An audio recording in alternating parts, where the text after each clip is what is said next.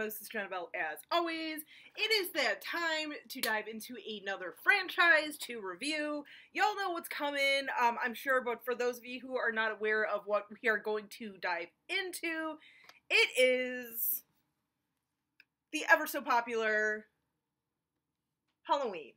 Yes, we are doing Halloween. We are going to be, just like the Friday the 13th franchise, we're going to go movie by movie, not in one video. Why can I not talk today? Wow. But we are going to go movie by movie for each video. So we are going to obviously start with the very first one, the one that started it all, Halloween, from 1978. Now, I know virtually everyone and their mother has done a review, franchise review on the series, especially the first one, the first few. So there's gonna be, you know, obviously a lot of things that have already been said, a lot of facts and everything that have already been said and have been known for quite some time and everything. But whatever, you guys wanted this, so I'm going to do this for you guys. So this came out, like I said, in 1978, and originally was called The Babysitter Murders, then was kind of changed to Halloween. I definitely like Halloween much better. Babysitter Murders definitely does sound good, but thank God we didn't, because with everything that we have now, I think it easily could have been kind of one of those, or dismissed as one of those, you know, slasher films and everything. Although Halloween, in a way, kind of can be argued the same as well.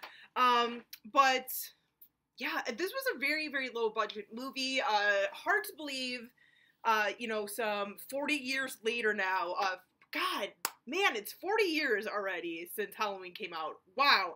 I did not even do this on purpose. I did not even think of, you know, it turning 40 years this year. So, but yeah, it was very low budget. It was made for $300,000. Technically $320,000. That extra $20,000 actually came in to pay Donald Pleasence for this movie. I think $20,000 was kind of like low for Donald Pleasence, someone for Donald Pleasence, you know, as an actor with all of his accomplishments and everything. But you know what? Well deserved. Well deserved. But yeah, this movie, God, this movie just is, there's so much about this movie. Like I said, there's so many things that have already been said about this movie, both positive, negatives. But yeah, so this movie really does kind of get most of the credit, if not almost all the credit, for starting the slasher craze, which, yes, I mean, yes, because it was the most popular and everything, but there were movies before this, a few movies before this, that kind of definitely took a stab, no pun intended, at trying to do something along the same lines. Like, I know, you know, Psycho, in a way, kind of started to introduce that idea and everything, and then we have other movies such as Black Christmas, you know, things of that nature that really kind of, in my opinion, sort of started to move the slasher movement along, and then boom, we get Halloween. Like, if we didn't have those previous movies, I don't think we would have had Halloween, or maybe we would have, but it would not have been the movie that so many of us love and adore, and then leading to all these ripoffs and sequels and everything. But whatever, that's just my opinion. But yeah, Halloween. So you know what, Psycho. Let's get the whole Psycho reference out of the way. So Janet Leigh was the star of Psycho and everything. Obviously, she was the star, and very much so was killed off within, like, the first act of the movie and everything, which was a huge deal and everything. No one saw that coming. And that, you know, that really played a big part, I feel, for a lot of foundations throughout the horror genre as we would come to know it today. I mean, that influenced, obviously, things like Scream and everything, but, you know, very effective. And I do kind of bring this up, obviously, for those of you who have absolutely no idea. Janet Leigh is the mother of Jamie Lee Curtis, who this was kind of like her first big breakout role. She had done some other minor parts before this, like I think mainly in TV, but this was like her first like movie role, especially like starring role. So obviously you kind of see that. Fortunately for Jamie Lee, spoiler alert, I don't know why I should have to do this. This is 40 years old now. You should know what happens. But, you know, fortunately for Jamie Lee Curtis's character, Laurie, she ends up surviving and everything in this franchise and everything. So, better luck for her, I guess. But also, too, there's a scene in both movies that are very similar. You know, Psycho, it's the shower scene where Janet Leigh gets killed. You know, you see Norman Bates, like, you know, stabbing her. Interesting fun fact, that knife never once actually hit her. We don't ever actually see it, like, go into her skin or anything. It just, those different types of camera angles to give you the illusion that she actually gets stabbed and kind of tricking your mind to believe you've seen her get stabbed, but never does. Come to 18 years later with Halloween and that bedroom scene in the opening shots of the movie, very similar, where with like the camera angles and everything and like the stabbing, actually Deborah Hill's hands, who were playing those hands in that shot at the time, we never actually see that knife hit and go into that sister or anything. So very much the same way, almost like an homage to Alfred Hitchcock. I like that little nod. I'm pretty sure other people have kind of made that comparison. I just can't really recall off the top of my head, so I'm not going to say, no, it's never been brought up, because I'm pretty sure it's been brought up. I'm just saying. But little things like that, just, like, beautifully done. And then, of course, you know, with that opening scene, you know, we see we think that this is more of, like, an older person doing this, maybe a psycho, maybe a creeper or something. We're not thinking it's this little kid or anything. Comes out, little clown costume, parents arrive, and what do you know? It's a kid. It's Michael. Kills his sister. We never really know why, you know, why he decided to go ahead and just kill his sister. That is something that I really do love about, like, the first, you know, couple of Halloween movies. Well, even though the second one, we kind of find out more of a reason why he's going after, like, Laurie Strode and everything. But even still that, you're still kind of not totally sure, other than, you know, he's just, like, evil. He is just pure evil. No rhyme or reason. So there really almost is never any reason until later installments of the movie of them trying to explain this. Which, some aspects it works, some aspects it doesn't, but whatever. But yeah, you know, in honestly, too, just so you guys know, like, obviously this is set in Haddonfield, Illinois. Most of you already know that is a fictional town. There is no Haddonfield here in Illinois, though there is a Crystal Lake. Fun little fact. Just saying. Just saying. So if they ever wanted to do a nice little Halloween crossover, they can kind of technically do it here in the Illinois. I'm just saying. Yes, I just said Illinois. Okay? But that is a separate video altogether. So, yeah. So this movie, just so many fun characters, so many, you know, fun things. And this, too, I think a reason why this movie does kind of stand out a lot for a lot of people and is pretty well loved after all these years is, you know, because it was one of the first ones. It didn't really have to follow any sort of, like, horror tropes or anything of, like, okay, well, we gotta, you know, have, like, this happen and that happen. It relied more on a story. It relied a little bit more on, like, the characters itself. I mean, we have, like, some character development, but not, like, too much. You didn't need too much of a backstory on a lot of these kids. Obviously, with Laurie, we would get more backstory in the sequels and everything. But, you know, we just kind of know her as this, you know, sweet little, like, straight-laced girl and everything. Very much like I don't want to say a nerd, but very into her school and everything, or her homework and everything, doing well. kind of get the impression she's not really into guys and stuff. There's just a typical kind of like geeky girl or whatever, kind of loner girl, but she does have her friends who are obviously more of like the party goers and everything. And but even like her friends, like as annoying as like they're supposed to be sometimes, especially PJ Soul's character, like she's supposed to be kind of like that annoying one. She's still really loved within like the horror community. That character is definitely loved. And especially her little ad-libbing the line, anything you like, or see anything you like. Like, I mean, little things like that really kind of make this movie fun and everything. I mean, this movie to me does work out in a lot of ways. You know, and I think a lot of it, like I said, it has to do with that it is one of the first or one of the earliest like slasher movies and everything, and kind of broke down the doors and everything with its success. But yeah, it's just a fun movie. I mean, every time I watch it, I'm just like, there's just that certain sort of like magic with me, and it's kind of weird. Like, I'm not even sure how to explain it. I'm sure like everyone has that couple of movies, and maybe it's because for me, this was one of the first movies I remember seeing as a kid and kind of really getting me excited for horror movies, into horror movies, excited about like Halloween and everything. That it just, every time I watched, like I popped it in the other day just to kind of, get myself ready for this, franchise review, and there's just something about it that almost like a magic inside of me that I get excited for. I'm just, like it's so beautifully shot. The score's great.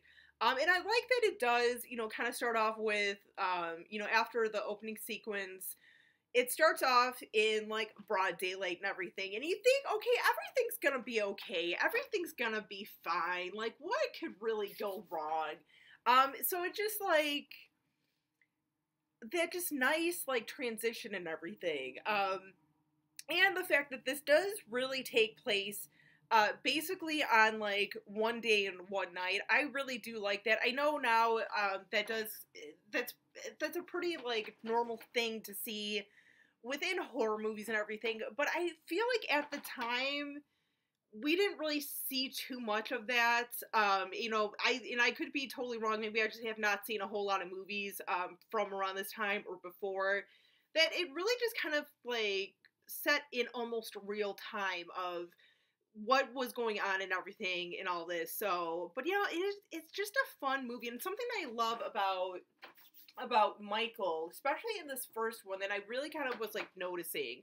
I've been noticing that with these franchise reviews, when I'm popping in the movies, I'm really paying more attention to like certain things that I never really, I don't want to say paid attention to before, but I think subconsciously I just never really acknowledged it in my brain. I'm just saying.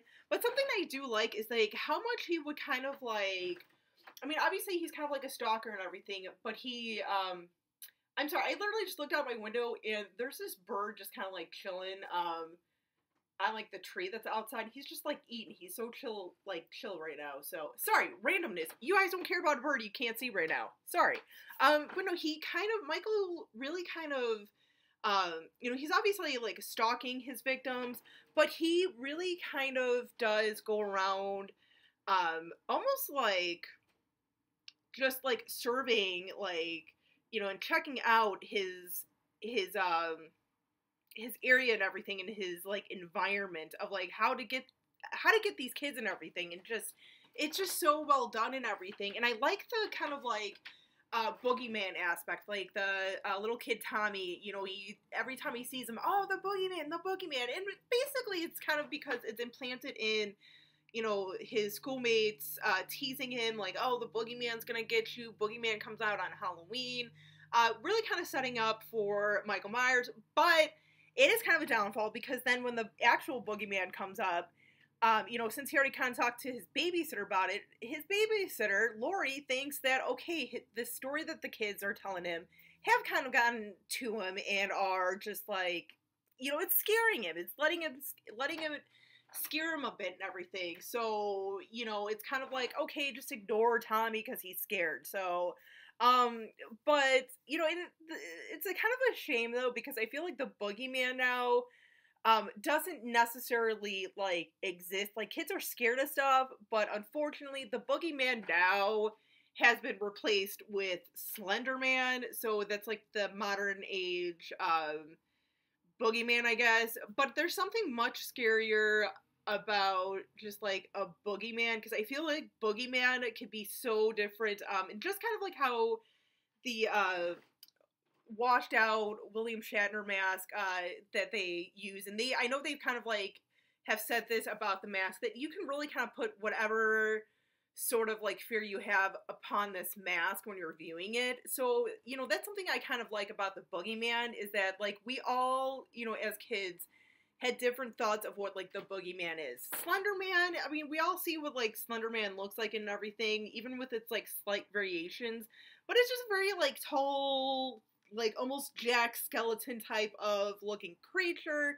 So it's like there's no real like, you know, fear in my mind of like Slender Man, because it's like he looks the same all the time. Even though Michael Myers always looks the same, it's like you can kind of, especially like that first one, it just really is effective because we're all scared of something, and we can really kind of, you know, use Michael as whatever we're scared of for this movie. But yeah, so in, you know, like once again with like the movie and everything, as like Donald Pleasance, was, you know, trying to track down Michael and everything, because, you know, he was his doctor and everything, and God bless Donald Pleasance, because, you know, he almost did not take this role. I know there were other actors that were considered for this role, but, you know, he really kind of took this because his daughter was such a huge fan of the score of Assault on Precinct 13, that, you know, she's like, Dad, you should really do this movie. You know, the score was really good to the previous movie. You should do it. So he did it, and he only, like, was there for, like, a few days just doing his scenes and everything. So he was, like, in and out. So really nice payday. I mean, he was there for, like, less than a week. So nice payday, dude. I mean, I wish I could get paid, like, $20,000 for, like, 5 days of work. I'm just saying, but that ain't gonna happen. So, and he has been such a trooper about it, because I know he's been, you know, when he was alive, he was very kind of open about, like, yeah, I didn't really get the story, I didn't really get the character, but I did it anyway. And he, you know, almost like Pamela Voorhees, who unfortunately was only in, you know, a cameo in the second. Donald Pleasance really kind of stood behind this project, behind the movies and everything, and really owned the character. And thank God he did, because he was, you know, along with Michael, he was another very well-beloved character. You know, and this is something that I give Halloween as a franchise a lot of credit for, because they did have quite a few characters throughout the series that we as fans genuinely loved and cared about. I mean, there's going to be more, a few more throughout the series and everything, but this was definitely one that I think was just brilliantly done. Needed to be part of the series, I think. And but yeah, he did an amazing job. I mean, even up to his last one, Halloween 6. I mean, even that one, as much as like either version is kind of like pretty weak, you know, he still does an amazing job. So but yeah, I mean, you guys, that's kind of basically most of what I have to say, because like I said, there's so many things that have been said about this movie and this franchise throughout the years and everything that, you know, whatever. But no, this movie definitely is obviously one of my all-time favorites. It's in my top 5 favorite horror movies of all time, for a reason. Really has stood the test of time and everything, but whatever. Let me know what you guys think of Halloween 1. You know, who are some of your favorite characters, which I think this is a pretty good one, where it has a good cast of characters that I think everyone could pick, like, a good, like, favorite character. So I'm interested to see what you guys think. So yeah, let me know what you guys thought of the movie and who your favorite character is from Halloween 1. Till next time, you guys, as always, stay creepy, classy, and a little bit sassy.